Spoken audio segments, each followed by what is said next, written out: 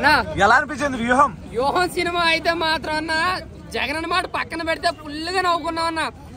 ఆ పవన్ కమెడియన్లు ఎవరంటే ఒకటి పవన్ కళ్యాణ్, ఆ రెండు పప్పుగాడన్న.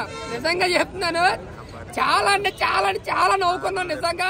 ఆర్జీవీకి దండం పెడుతున్నాను నేను నిజంగా అంత కామెడీగా చూపించినందుకు. ఇంకా మామూలుగా మీకు యాజిటీస్ గా చెప్పాలంటే సినిమా యాజిటీగా మనకి యాత్రలు ఏదైతే చూపించారో ఈ సినిమాల గురించి మించిగా అదే ఉంది. జగన్ అన్న బయోపిక్ ఈ వ్యూహం సినిమా అన్న.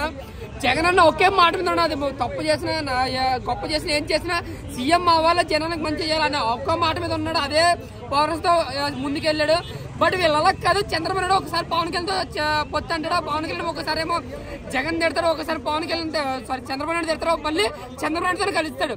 సో పవన్ కళ్యాణ్ ఇంకొకసారి ఎరుపుకుని చేశారు ఈ సినిమాలో. ఓపెన్ గా చెప్పాలంటే జగన్ అన్న మాత్రం యాజిటీస్ గా ఎప్పుడులాగే గొప్పగానే చూపించాడు, గ్రాండియర్ గా చూపించాడు, తను ఎక్కడ మైనస్ చేయలేదు. బట్ బాబుని మాత్రం మళ్ళీ ఆడేసుకున్నాడు. ఆర్జీవి మాత్రం ఆర్జీవి ఉంది, బాబుని ఆడుకోవడానికి మాత్రమే ఉన్నట్టుకున్నాడు. సినిమాలో పవన్ కళ్యాణ్ సీన్లు కొన్ని ఉన్నాయి కదా, సీన్స్ అయితే మాత్రం పిచ్చిగా నవ్వుకున్నా యాజిటీస్ గా. అండ్ రియల్ లైఫ్ లో ఆ కొన్ని సీన్స్ లో మన స్పీచ్ లో ఏదైతే ఉందో అదే చూపించేశారనమాట.